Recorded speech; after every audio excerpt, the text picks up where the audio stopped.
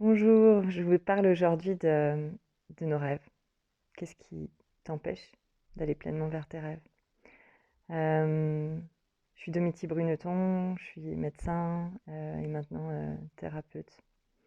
Et j'accompagne en particulier les femmes à retrouver la joie de vivre. Et pour retrouver la joie, ça passe aussi par retrouver le chemin vers ses rêves.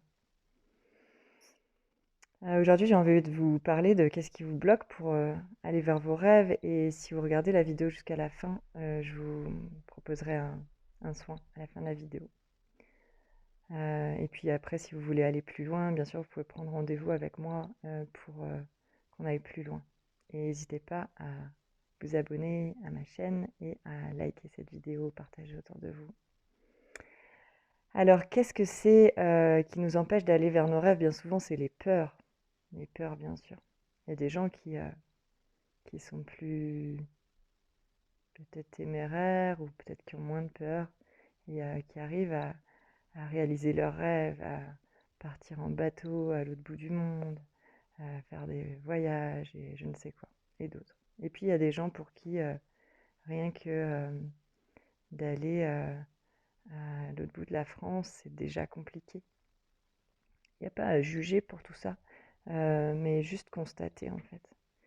Et en fait, toutes ces peurs, euh, selon moi, elles viennent de peurs originelles, qui sont les peurs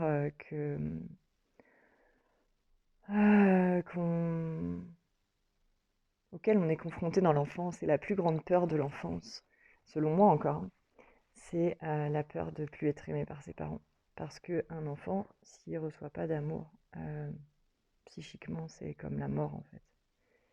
Et, euh, et l'enfant, il prend l'habitude de comprendre qu'est-ce qui, qu'est-ce qui est OK pour mes parents, qu'est-ce qui n'est pas OK pour mes parents. Est-ce que si je fais certaines choses, mes parents vont plus m'aimer. Et alors par rapport à ça, il y a deux types d'attachements, enfin il y a deux types de, de façons de grandir en fait et de relations avec les parents. Donc on appelle ça l'attachement. Il y a bon, les parents et puis aussi la perception des enfants, mais en tout cas, il y a certaines relations parents-enfants dans lesquelles l'enfant sait qu'il est aimé, quoi qu'il se passe, quoi qu'il fasse. Et puis il y a des relations qu'on appelle insécures, c'est-à-dire que pour des raisons X ou Y, il ne se sent pas complètement en sécurité dans cette relation. Peut-être parce que ses parents ne sont pas là souvent, soit physiquement, soit émotionnellement, ou pour d'autres raisons.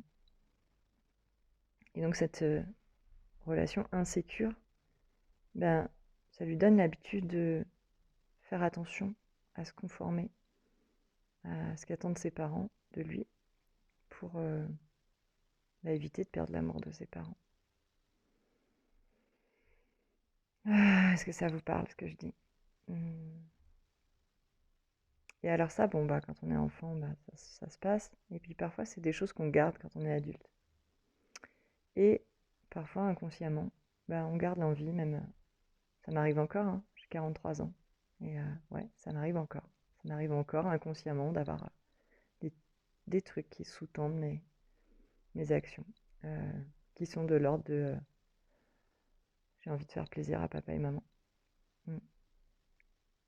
Et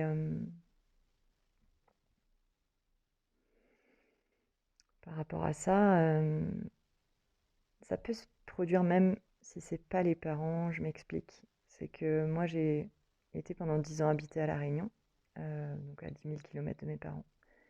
Justement pour pouvoir plus m'expandre, me développer, pouvoir vivre ma vie et pas vivre en fonction de mes parents.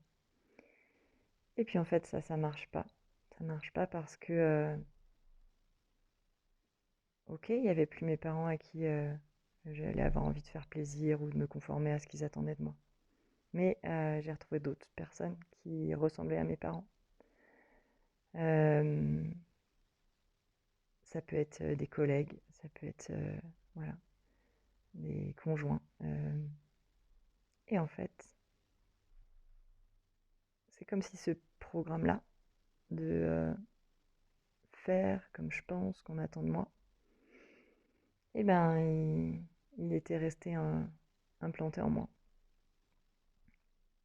Et ça m'a amené dans des impasses, ça m'a amené au burn-out, ça m'a amené à...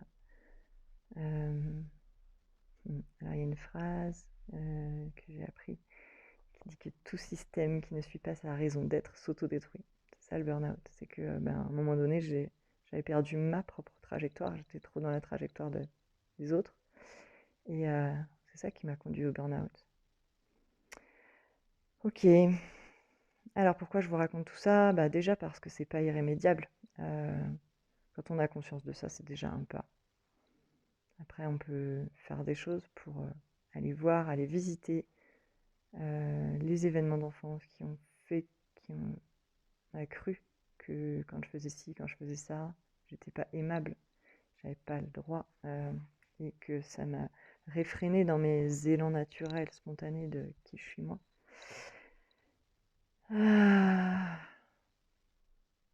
Aussi prendre conscience de ce que je disais, que si vous ne suivez pas votre raison d'être, eh bien, il va y avoir des conséquences psychologiques, physiques, des conséquences de la vie qui vont vous ramener sur votre chemin à vous, parce que la vie, elle veut que vous soyez vous-même et que vous alliez vers vos rêves.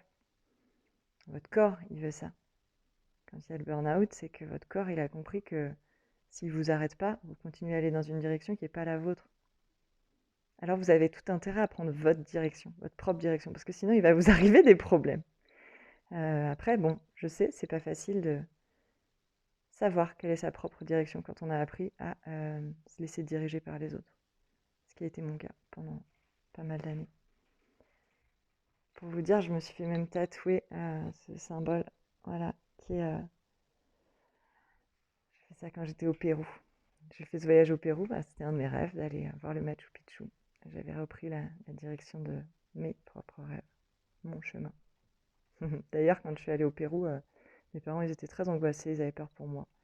Et si j'avais écouté leur peur, peut-être j'y serais pas allée. En tout cas, quand j'étais là-bas, je me suis fait tatouer ce symbole qui est ma boussole, pour me rappeler de me relier à ma propre boussole intérieure. Pas celle des autres, pas agir en fonction des critiques, des regards et des jugements des autres. Est-ce que ça vous parle? Si ça vous parle, mettez un pouce bleu, partagez, mettez un petit commentaire. Et je vous propose maintenant de fermer les yeux et on va aller visiter tout ça. Mettre de l'apaisement. Alors fermez les yeux et installez-vous confortablement. Prenez conscience de vos appuis sur la chaise, sur le sol. Prenez conscience de votre respiration. Détendez les muscles de votre visage.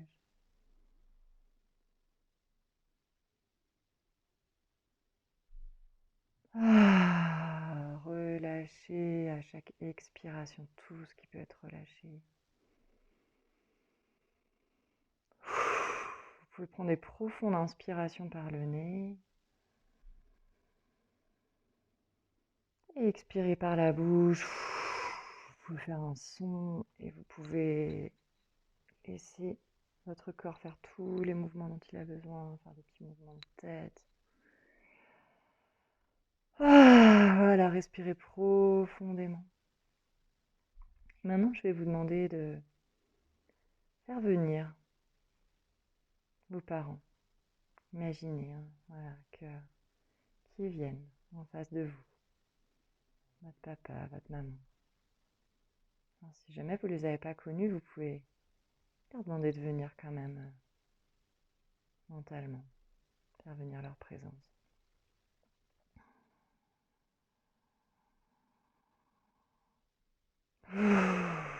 Voilà, prenez vraiment le temps de les laisser venir. Papa, maman, vous les appelez comme vous les appelez. Est-ce que vous voulez bien venir? J'ai vraiment besoin de vous aujourd'hui.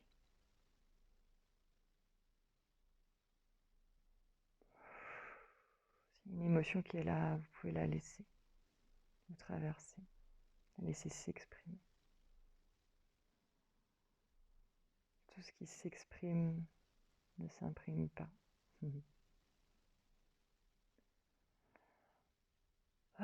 C'est-à-dire que toutes les émotions que vous exprimez, elles ne vont pas venir ronger votre corps. Voilà, papa, maman, merci d'être là. Merci d'avoir répondu à mon appel aujourd'hui. J'ai quelque chose de très important à vous demander.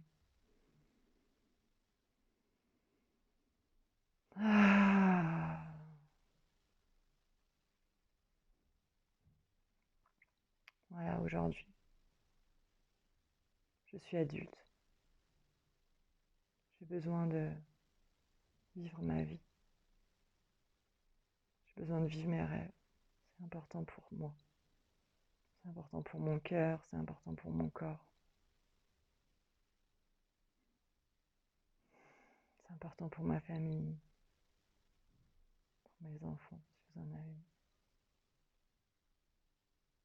Parce que je vois que c'est ça mon chemin. Et là, ça me fait penser à cette chanson. Mes chers parents, je vous aime et je vais. Vous n'aurez plus d'enfants ce soir. Mes chers parents, je vous aime et je vais.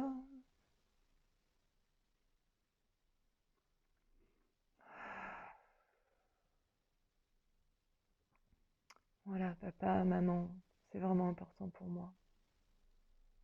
Ce que je vous dis, je vous demande de vraiment écouter.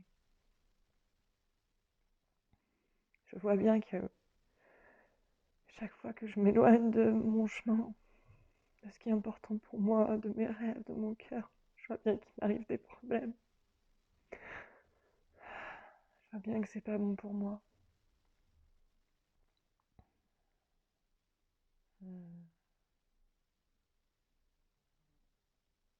Alors s'il vous plaît, je vous demande d'accepter.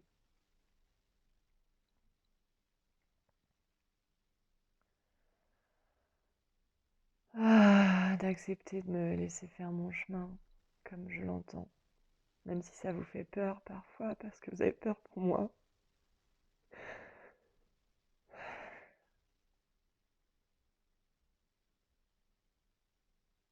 Même si c'est pas toujours ce que vous voudriez parce que vous avez envie que je reste près de vous. Et même si ça correspond pas toujours à vos représentations du monde, de ce qui est juste, de ce qui est pas juste, de ce qu'il faut faire, de ce qu'il faut pas faire.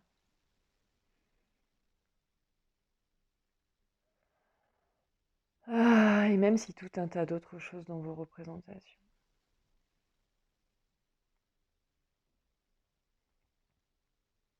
Voilà, je vous demande vraiment, et là vous pouvez joindre vos deux mains devant la poitrine.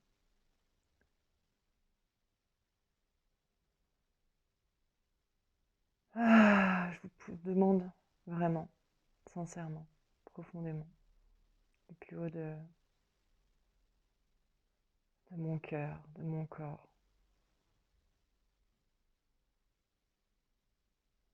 De tout ce qui me constitue. Tout mon corps énergétique. De toute mon âme. Toute mon âme. Je vous demande profondément de toute mon âme de me laisser faire mon chemin, de me faire confiance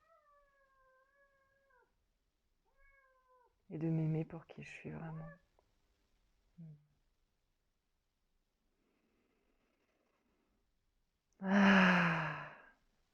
Merci. Et mon assistante, elle s'appelle Sekhmet, c'est la déesse de la médecine. Voilà, elle vient assister pour ce soin. Merci de m'avoir écouté. Merci d'avoir suivi cette vidéo jusqu'au bout. Si vous voulez aller plus loin, vous pouvez me partager en commentaire. Vous pouvez dire oui en commentaire. et je vous souhaite une merveilleuse journée.